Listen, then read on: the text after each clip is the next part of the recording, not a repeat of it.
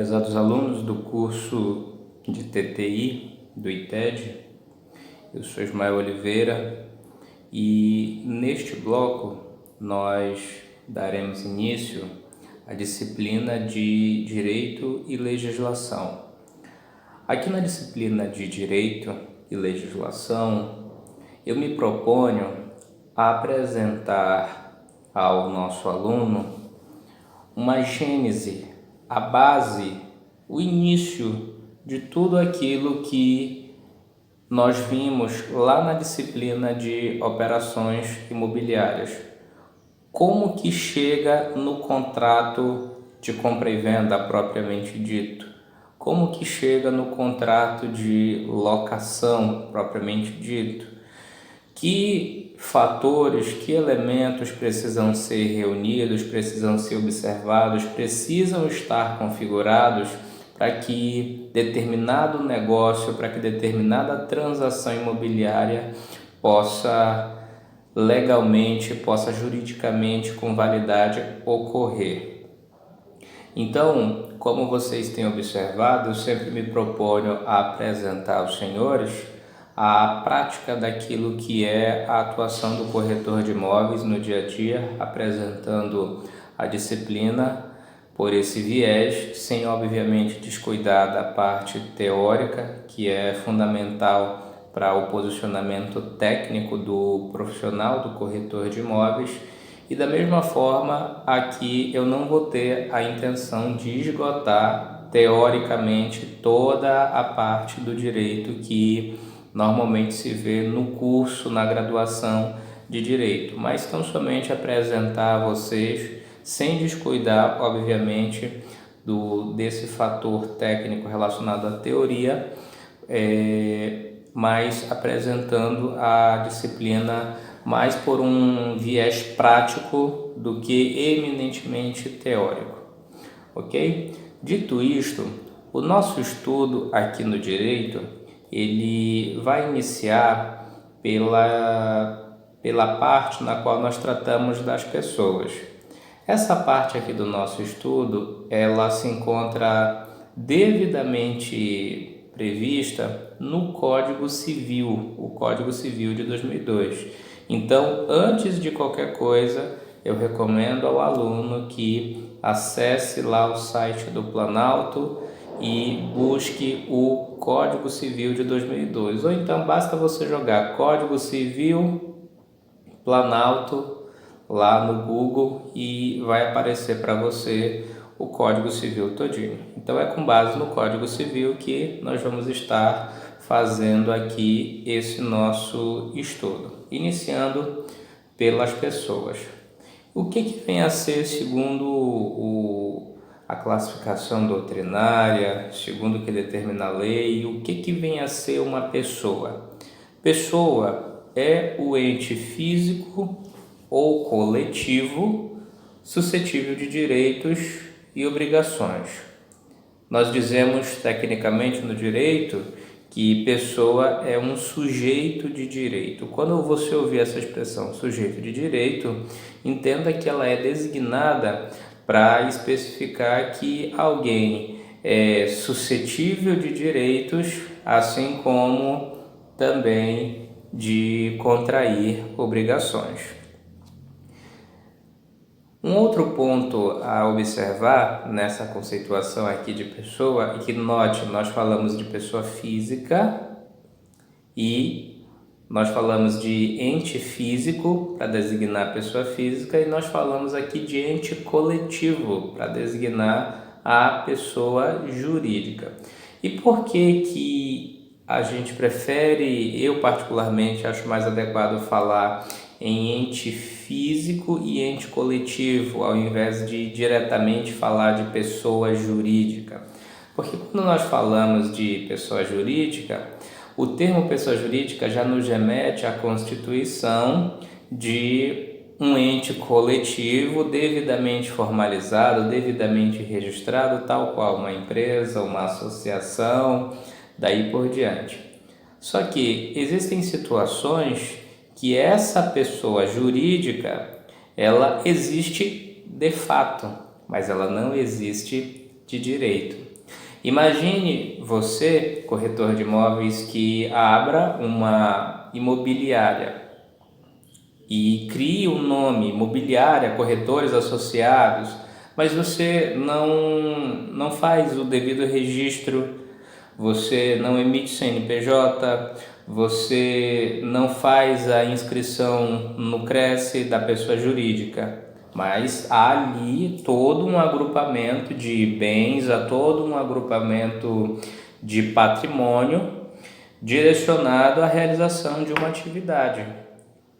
Esse agrupamento de bens, esse agrupamento de pessoas, em que pese não exista a formalização da pessoa jurídica, em que pese não exista, vamos colocar aqui, uma certidão de nascimento, um RG, ele por si só, ele não descaracteriza a existência de um ente coletivo.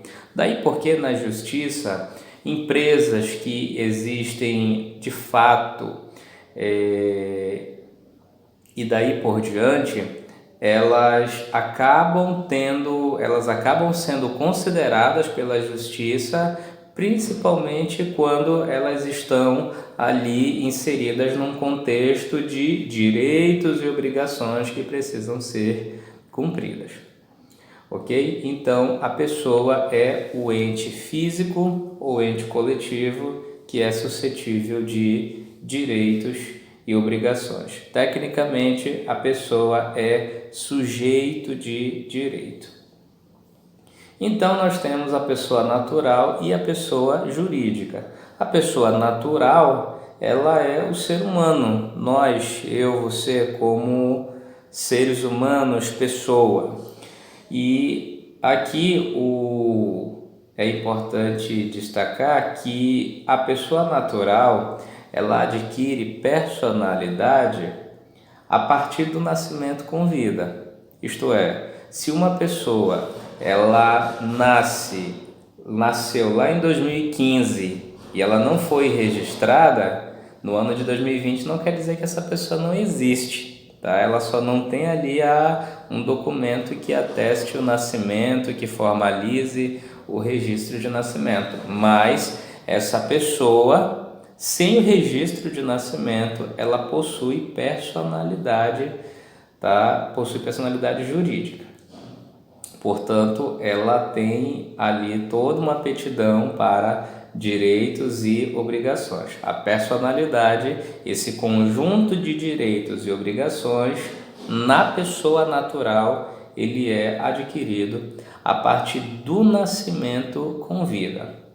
Obviamente, o Código Civil estabelece que a lei porá a salvo os direitos do nascituro, aquele ser humano que ainda está em formação lá no ventre materno. Mas isso é uma discussão mais detalhada para um outro momento, não vem ao caso. A pessoa jurídica, ela, como eu disse, ela surge da necessidade de se agrupar pessoas naturais, seres humanos ou patrimônios, para que certos objetivos possam ser atingidos, ou surge da necessidade de dar a esses grupos de pessoas naturais representatividade para que assim direitos e obrigações eles possam ser adquiridos. Aqui nós temos o exemplo, da empresa. A empresa, basicamente, ela é um agrupamento de patrimônios. O empresário, ele reúne todo um conjunto de patrimônios para, a partir disso, ele dar seguimento a um objetivo, que no caso é a realização, é a consecução da atividade empresarial. Para isso, ele também vai reunir um conjunto de pessoas naturais, que serão os funcionários, serão os colaboradores, os prestadores de serviços, as pessoas que irão trabalhar juntamente com ele nessa atividade. Um sindicato, uma associação, por exemplo, surge da necessidade de que certos grupos de pessoas naturais sejam representados. E, na forma da lei, nós vemos que sindicatos, que associações, elas possuem a prerrogativa de defender os interesses dos seus associados, os interesses dos seus filiados. Então, a pessoa jurídica é esse ente coletivo que surge da necessidade de agrupar pessoas naturais ou de agrupar patrimônios para que certos objetivos sejam atingidos, ou ainda da necessidade de se dar representatividade a determinados grupos para que direitos e obrigações possam ser adquiridos. Diferentemente da pessoa natural, de acordo com o artigo 45 e o artigo 985 do Código Civil, a pessoa jurídica ela passa a existir a partir do registro dos seus atos constitutivos, tá?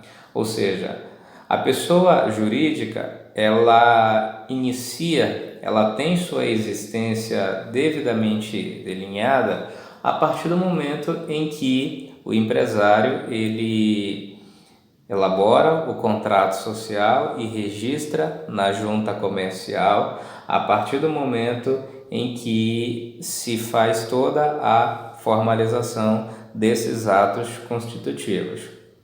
A partir disso, então, essa pessoa jurídica ela adquire a personalidade jurídica.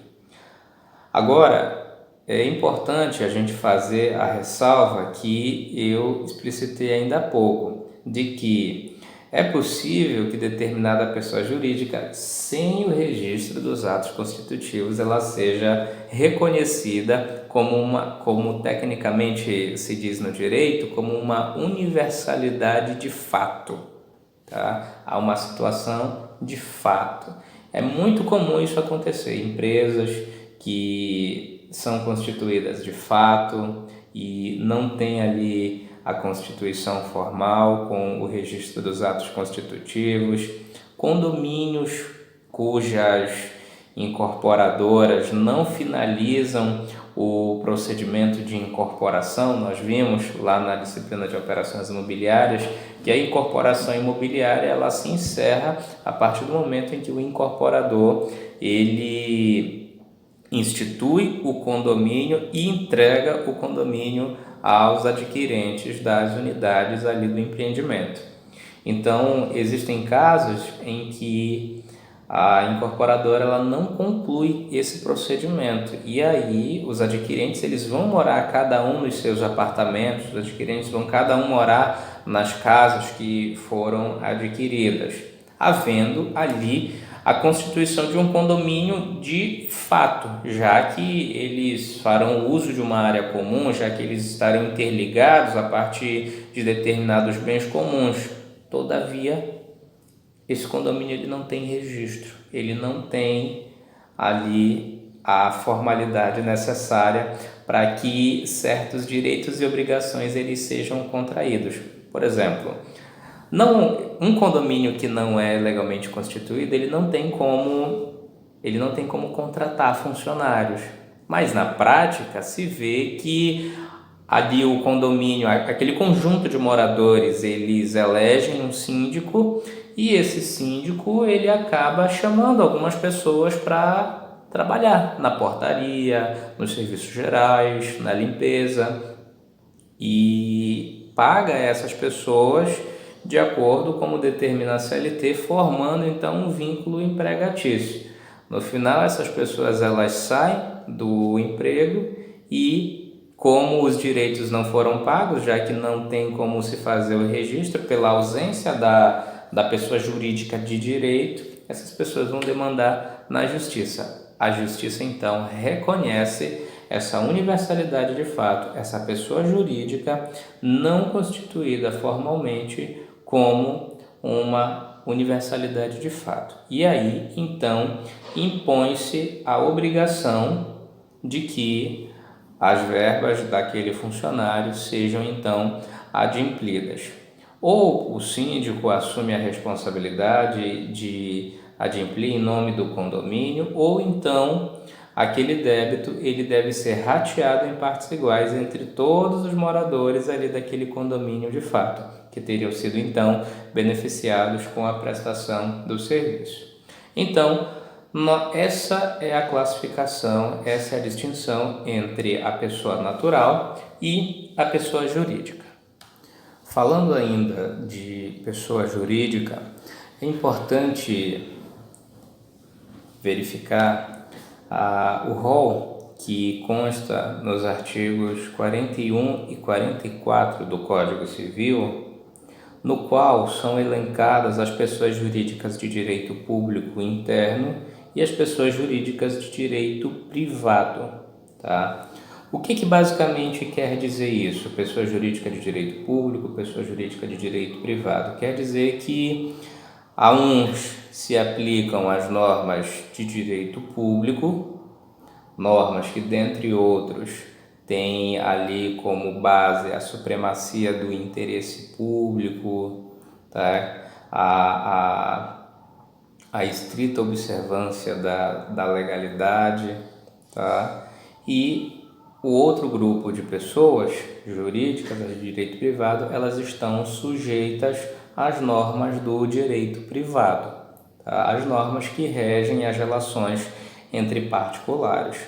É possível que as pessoas jurídicas de direito público figurem em relações jurídicas nas quais a elas se apliquem as normas de direito privado, apesar de serem pessoas jurídicas de direito público.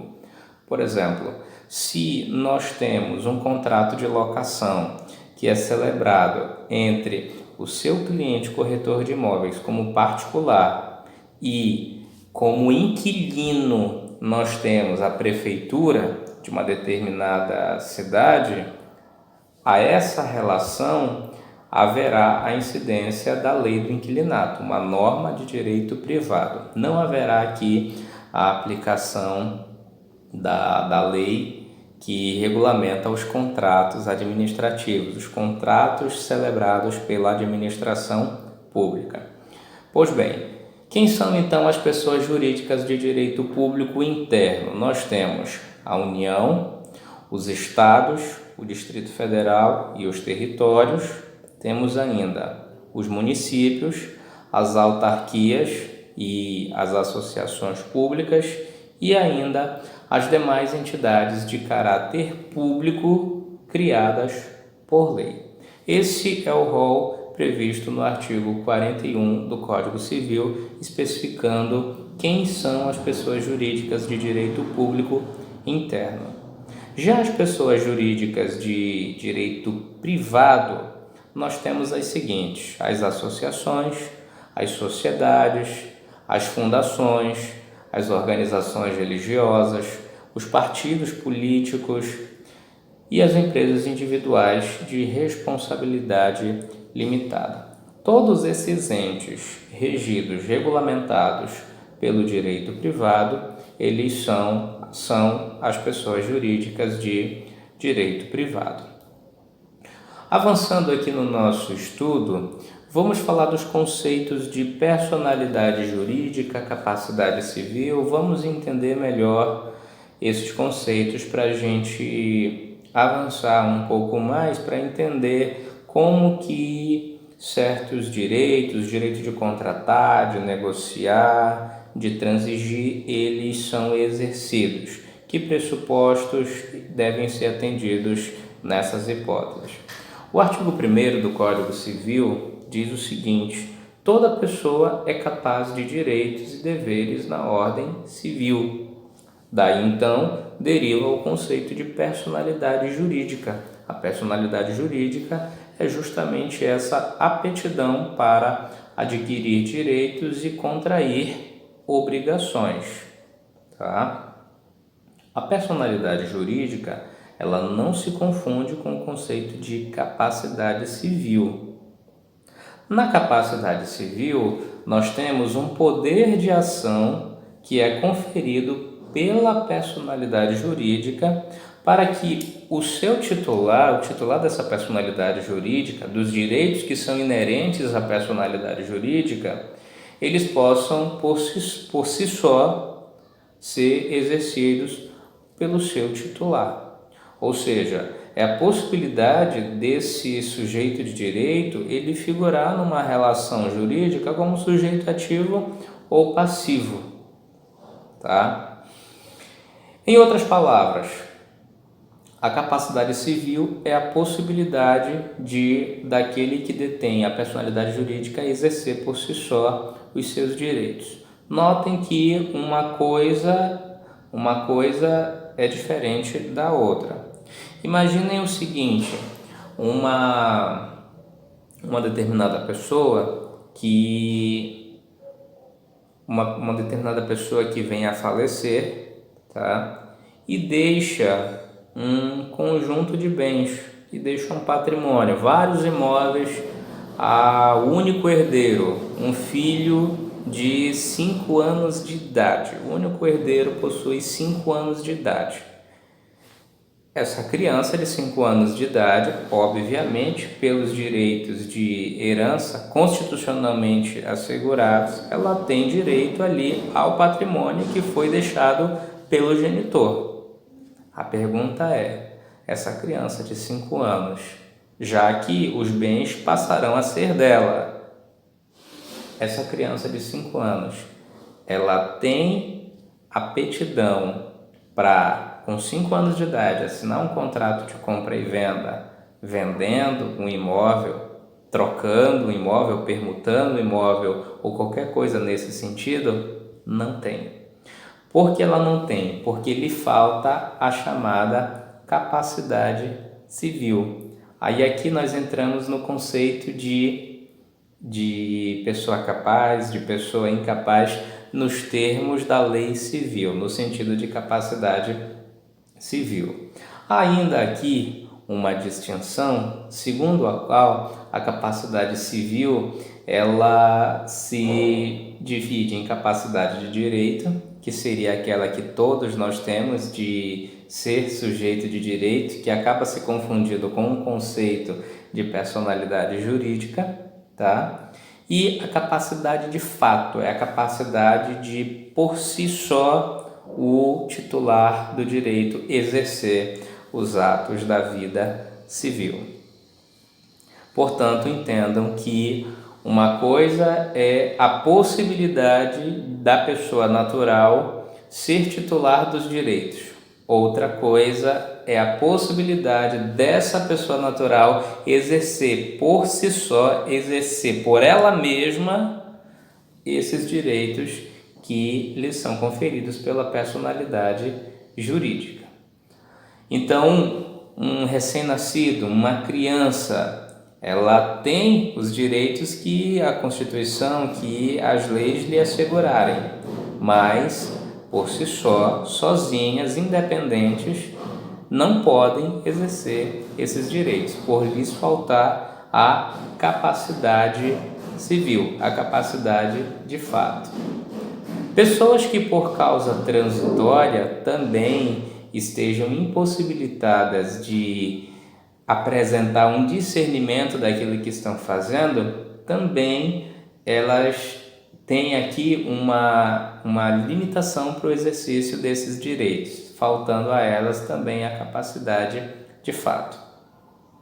Nesse cenário, há ainda um outro conceito quanto a essa questão do exercício dos direitos, que a gente precisa ter em mente, o conceito de legitimação, porque é possível que alguém tenha a personalidade jurídica, que a pessoa tenha ali todos os direitos garantidos e assegurados. É possível que essa pessoa seja capaz, que seja lá maior de 18 anos, esteja em pleno gozo de suas faculdades mentais, discernindo tudo aquilo que está fazendo, mas que essa pessoa não tenha legitimação. É uma espécie de aptidão prática para especificamente determinados atos jurídicos. Como assim? Vou dar um exemplo a vocês. O artigo 496 do Código Civil, ele traz aqui a possibilidade de o ascendente, você mãe, você pai, vender um imóvel ao descendente, ao seu filho, à sua filha. Nesse caso, o artigo 496 ele impõe uma regra de legitimação. Ele diz que essa venda ela só será válida se o seu cônjuge, se você tiver cônjuge ou companheiro, tá? E os demais descendentes, eles consentirem com essa venda. Ou seja, é preciso que seu esposo, sua esposa, seu companheiro, sua companheira assine o contrato anuindo com a venda e todos os demais filhos, caso você tenha outros filhos, assinem também concordando. Note, você é titular dos direitos, tá? Aqui o imóvel em questão, aqui no nosso exemplo, ele pertence a você, tá? Portanto, os direitos de posse ou de propriedade eles possuem, você é titular desses direitos, você é capaz, maior de 18 anos, pessoa lúcida, todavia você não poderia, sem a observância dessa regra, proceder à venda de um imóvel para um filho seu sem observar aqui o procedimento prescrito no artigo 496. A venda que assim fosse celebrada, ela não teria validade, poderia depois vir a ser desconstituída. E aí aqui nós dissemos o seguinte: quem detém as duas capacidades, a capacidade de direito, aquela de adquirir os direitos e a capacidade de exercer esses direitos, nós dizemos que essa pessoa possui capacidade plena.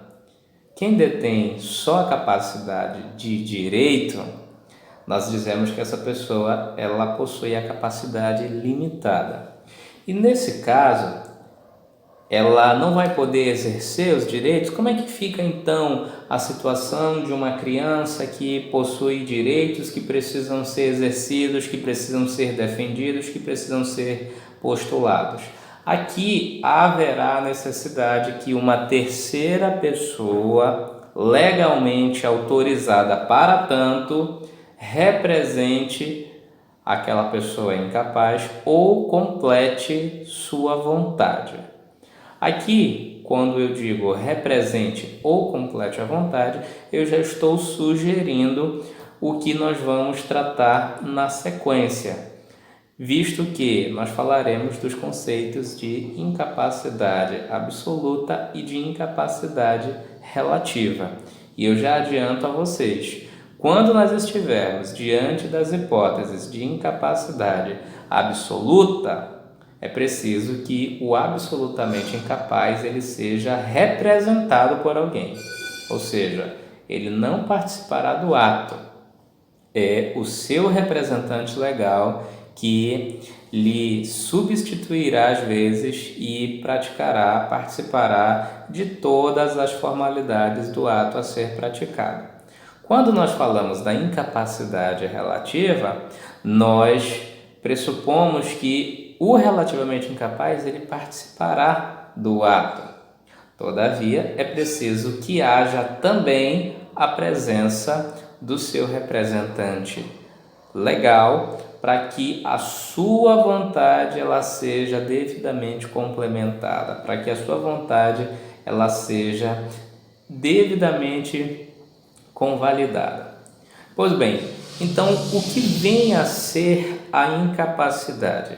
A incapacidade, no sentido aqui da lei, ela é uma restrição legal ao exercício dos atos da vida civil, ou seja, aquela pessoa ela possui os direitos, ela é titular de direitos e obrigações, porém, o exercício desses direitos a ela, em decorrência ali de determinados motivos, lhe é vedado, lhe é proibido. Essa pessoa, então, ela vai precisar, como eu já disse, de um representante legal para lhe substituir no ato a ser praticado ou para que a sua vontade seja complementada ou convalidada no ato a ser praticado.